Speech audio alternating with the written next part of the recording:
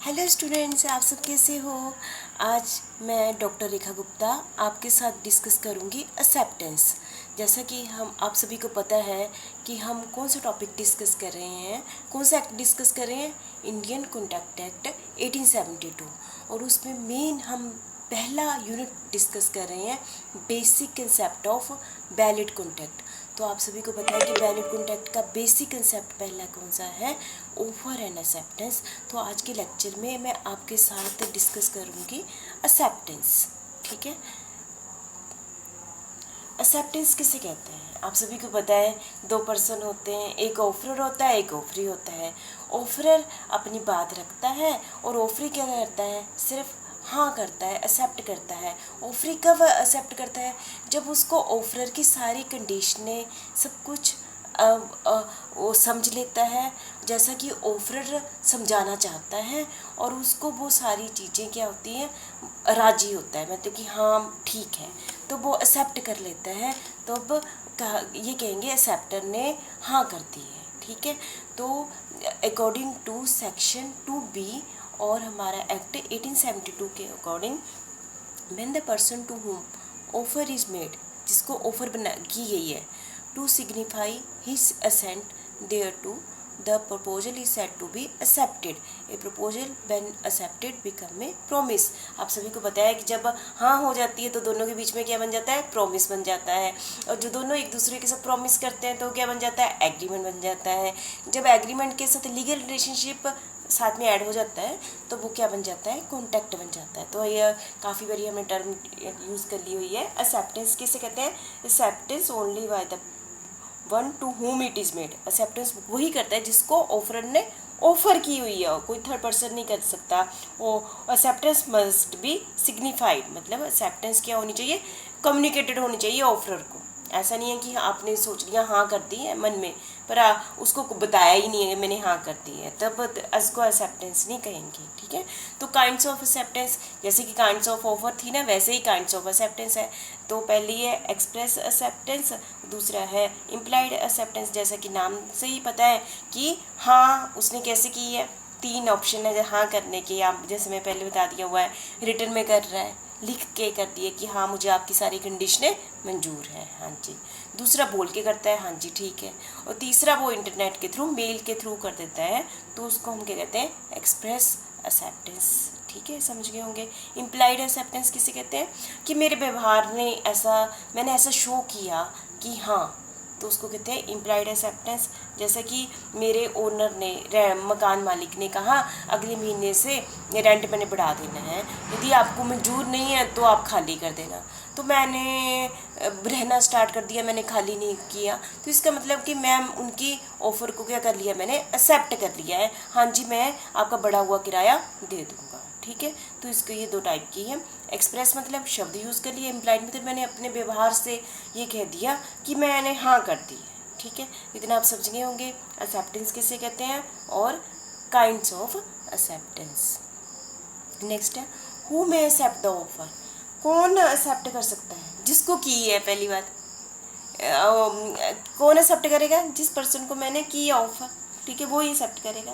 Acceptance of specific offer. Specific offer मतलब जैसा कि मैं आपको कह रही हूँ कि मैंने सप्लाई के लिए कहा, काफ़ी सारे दुकानदार थे बैठे हुए थे, मैंने एक दुकानदार को कहा आपने मुझे 500 टन ये चीज़ सप्लाई कर देनी है।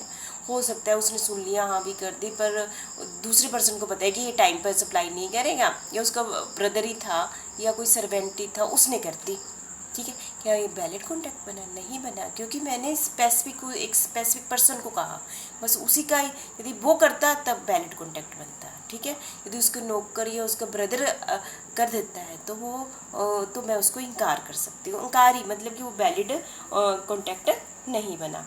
एक्सेप्टेंस को हाँ कौन करेगा, स्पेसिफिक ऑफ जिसको की गई है। ठीक है, acceptance of a general offer कोई भी कर सकता है। जैसे मैंने कहा पब्लिकली, जैसे मैंने पीछे भी एग्जांपल ली थी, जैसे कि चोरी हो गई है, हमने कहा जो भी चोर के लिए चोरी के बारे में बताएगा उसको इतने रुपए दे देंगे, तो वो कोई भी वो जनरल ऑफर थी तो कोई भी हाँ कर सकता था उसको। ठीक है, तो आप समझ गए होंगे who may accept the offer, acceptance of specific offer और एक्सेप्टेंस ऑफ जनरल ऑफर। ठीक है, नेक्स्ट है हमारा essential of a valid acceptance, जैसे मैंने पीछे डिस्कस किया, ये essential of a valid offer होती है ना, ऐसे कि एक वैलिड कॉन्टैक्ट करने के लिए क्या वैलिड एक्सेप्टेंस के लिए क्या क्या कंडीशनें होनी चाहिए। तो पहला क्या है, acceptance must B unconditional under section 7 subsection 1। जैसे कि मैंने आपको क्या कहा, एक्सेप्टर हमेशा हाँ बोलेगा, यदि उसने कंडीशन लगा दी तो काम खत्म, तो नया कॉन्टैक्ट बनेगा। ठीक है, अनकंडीशनल, एक्सेप्टर के पास कंडीशन लगा ही नहीं सकता। वो उसने कहा, ए ने बी को कहा कि मुझे 2000 की कार दे दो, तो उसने हाँ कर दी। तो उसने कहा नहीं 2000 की नहीं देनी, मैंने 1900 की देनी, तो बात खत्म होगी, तो नया ऑफर होगी। ठीक है, मतलब एक्सेप्टर हमेशा हाँ करेगा। ठीक है, एक्सेप्टेंस मस्ट बी कम्युनिकेटेड, जो एक्सेप्टर है उसको किसको बताना है, ऑफरर को बताना है कि हाँ मुझे आपकी बात, मैं आपकी बात से राजी हूँ। ठीक है, और मेरी बात समझ गए। यदि राजी नहीं, जैसे कि फॉर एग्जांपल मैं आपको समझा देती हूँ,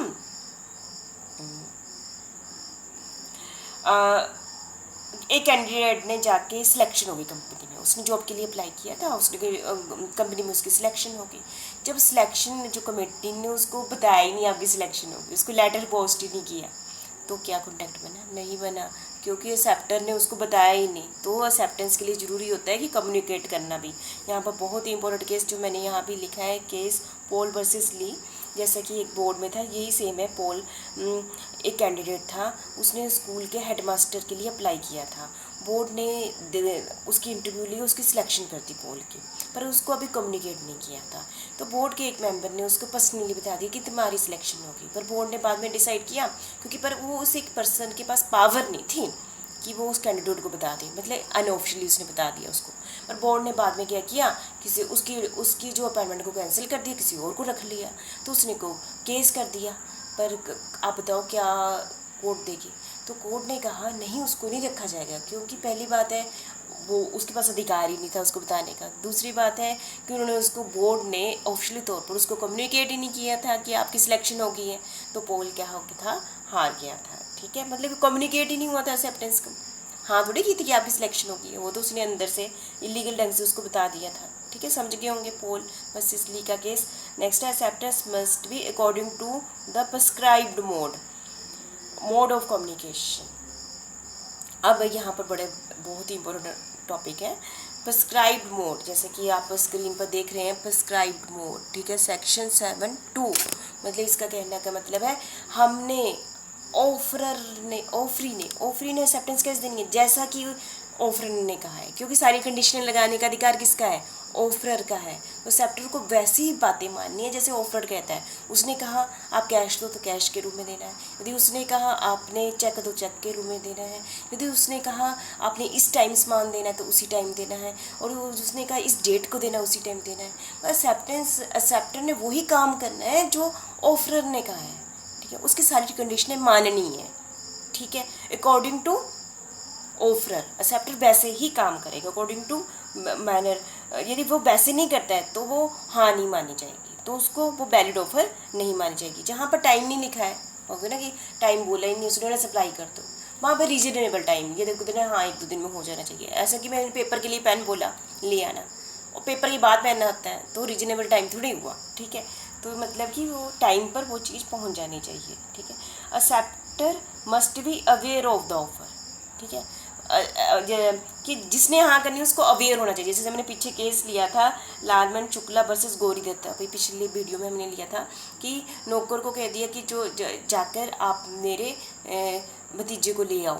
ठीक है, वो ढूंढ के ले आया, पीछे से उसने पब्लिक को ऑफर कर दी थी 501 रुपये की, पर उस नौकर को पता ही नहीं था कि पब्लिक में ये एडवर्टाइजमेंट हुई है। बाद में उसने केस किया कि मुझे 501 रुपया दिया जाए, पर कोर्ट ने कहा एक्सेप्टर कौन होना चाहिए था, वो सर्वेंट, पर सर्वेंट को पता ही नहीं था, तो हाँ तो कम्युनिकेट हुई ही नहीं थी, तो इसलिए उनके बीच में कोई भी कॉन्टैक्ट नहीं बना था। ठीक है, एक्सेप्टर्स मस्ट बी अवेयर, वो अवेयर ही नहीं था तो कैसे बन गया। ठीक है, नेक्स्ट है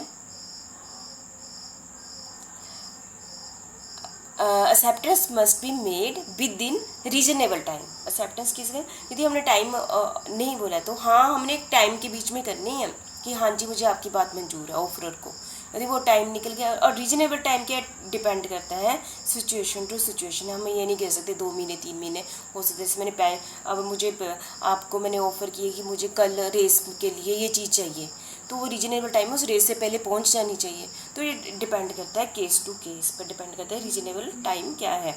acceptance can not be proceed an offer, ठीक है, acceptance can not be proceed an offer.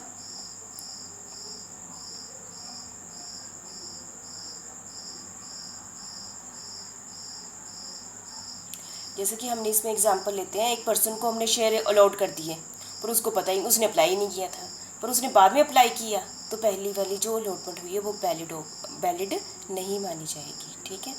Next है acceptance must be made before lapse of offer. ये बहुत ही इंपॉर्टेंट टॉपिक है कि मैंने हाँ कब तक करनी है। यदि मेरी हाँ से पहले ही ऑफर ने जो ऑफ़र की थी वो वापस ले ली है, तो वो रेवोकेशन ऑफ ऑफर होगी, ठीक है। मेरी हाँ, मैं कौन हूँ, ऑफरी हूँ, मेरी हाँ से पहले ऑफर ने अपनी जो कंडीशन है, अपनी बात रखती, वापस ले ली। मेरे फ्रेंड ने कहा था कि 5,000 में ये चीज़ दे दो, मेरी हाँ, मैंने बोलना ही था, उससे पहले कहा अच्छा मैंने नहीं करना, ठीक है। जब उसने बोला मैंने नहीं करना, तो बात वो क्या होगी, ऑफर क्या होगी, लैप्स होगी, ठीक है। लैप्स तब भी हो जाती है यदि मैंने वैसा काम नहीं किया, मैं कौन हूँ, ऑफरी, जैसा उसने कहा था, ओरिजिनल टाइम में मैंने काम नहीं किया, ठीक है। मैंने काउंटर ऑफर रख दी, आपने ऐसा कहा, मैंने अपनी बात रख दी, नहीं जी मुझे 800 की चीज़, आपने कहा 800 में बेच देने, मैंने 799 देनी, ठीक है, ठीक है। तो आप समझ गए होंगे कि मेरी हाँ से पहले यदि उसने रेवोकेशन हो जाती है। Acceptance can not be implied for silence. हम यदि मैं चुप हो जाऊँ, ठीक है, हाँ के ना कहूँ, तो वो एक्सेप्टेंस को वैलिड नहीं कहा जाएगा। लेकिन कुछ कंडीशनों में चुप को भी हाँ कहा जाएगा। जैसे कि मैंने कहा कंडक्ट ऑफ द पार्टी क्या कहती है, जैसे कि मैंने पीछे एग्जांपल ली, मेरे लैंडलॉर्ड ने कहा मैं अगले महीने किराया बढ़ा दूंगा, मैं चुपचाप उसमें रहती हूँ, ठीक है। तो इसका मतलब मैंने उसकी बात को क्या कर लिया है, हाँ कर दिया, तो मेरी चुप्पी को क्या माना जाएगा, हाँ कहा जाएगा। और सर्कमस्टांसिस ऐसी थी कि मेरी चुप्पी को भी क्या माना गया, हाँ माना गया, ठीक है। और previous dealing between the party, मतलब कि जैसे कि मैंने नौकर को कहा कि ये पर्सन यदि उधार लेने सामान लेने आए तो इसको दे दो, ठीक है। वो बार बार आते रहे, हम उधार माल देखते, तो मेरे ओनर ने को भी कुछ नहीं कहा कि उसको वैलिड कॉन्टैक्ट ही कहा। लेकिन एक बारी मैंने अगली डीलिंग भी वैसी कर दी, तो मेरे जो मालिक था उसने मुझे डांटा कि आपने क्यों दी, तो ये वैलिड नहीं है, नहीं वैलिड माना जाएगा कोर्ट के अकॉर्डिंग, क्योंकि पिछली डीलिंग साइलिंग क्या थी, जो सर्वेंट ने की थी, क्रेडिट की थी, उसके भी यहाँ पर उसने मान लिया था कि फर्दर डीलिंग भी क्या किस पर करनी है, क्रेडिट पर ही करनी है, तो इसको क्या माना जाएगा, वैलिड माना जाएगा। जैसा कि हमने पिछले लेक्चर में ऑफर की कंडीशनें पढ़ी थी, इसमें हमने एक्सेप्टेंस की थी। एक्सेप्टेंस कौन करता है, एक्सेप्टर करता है, ठीक है, आपको पता चल गया। काइंड्स ऑफ एक्सेप्टेंस भी पता चल गया, एक्सप्रेस एक्सेप्टेंस और इम्प्लाइड एक्सेप्टेंस, ठीक है। और वैलिड किसको की जाती है ऑफर, वो कौन एक्सेप्ट करेगा, जिसको की गई है, कोई थर्ड पर्सन थोड़ी हाँ कर देगा, ठीक है। और acceptance must B unconditional, acceptor कभी भी कंडीशनल नहीं होता, वो हमेशा क्या करता है, हाँ करता है। और एक्सेप्टेंस जब भी उसने हाँ उसको हाँ ऑफर को बतानी है मेरी हाँ है, ऐसा नहीं चुपचाप करके बैठ जाए, ठीक है। और उसने एक्सेप्टर ने बहुत सारे काम कैसे करने हैं, जैसे ऑफरर ने कहा है, क्यों, उसको सारी बातें वैसे ही माननी है जैसे ऑफरर ने कहा है, क्योंकि सारी कंडीशन लगाने का अधिकार किसके पास है, ऑफरर के पास है। और acceptor must be aware of the offer, मतलब कि acceptor must be aware of the offer मतलब क्या है, उसको एग्जिस्ट पता होना चाहिए मेरे ऑफर कौन है, मुझे ऑफर की गई है, ठीक है। जैसे हमने गौरी दत्त का केस लिया है, acceptance must be made with in reasonable time, हाँ मुझे एक टाइम के बीच में करनी है, टाइम बीत जाए मैं 4 महीने के बाद उठ के बोलूँ नहीं मेरी हाँ है, तब नहीं कहा जाएगा, ठीक है। Acceptance must be made before lapse of offer, मतलब कि उसने लैप्स ऑफ ऑफर मतलब वापस ना लगी हो, यदि मेरी हाँ से पहले ही उसने रिवोक कर दिया तो वो एक्सेप्टेंस नहीं कही जाएगी। और साइलेंस को एक्सेप्टेंस नहीं कहा जाता है, लेकिन कुछ एक्सेप्शनल केसेस भी हैं, ठीक है। तो आप सारे समझ गए होंगे, और एक्सेप्टेंस अच्छे ढंग से कर लेना आप, ठीक है। और ईजी था, आप बहुत अच्छे ढंग से समझ भी गए होंगे, फिर भी आपको प्रॉब्लम हो तो आपने मेरे साथ डिस्कस कर लेना, ठीक है। Thank you very much.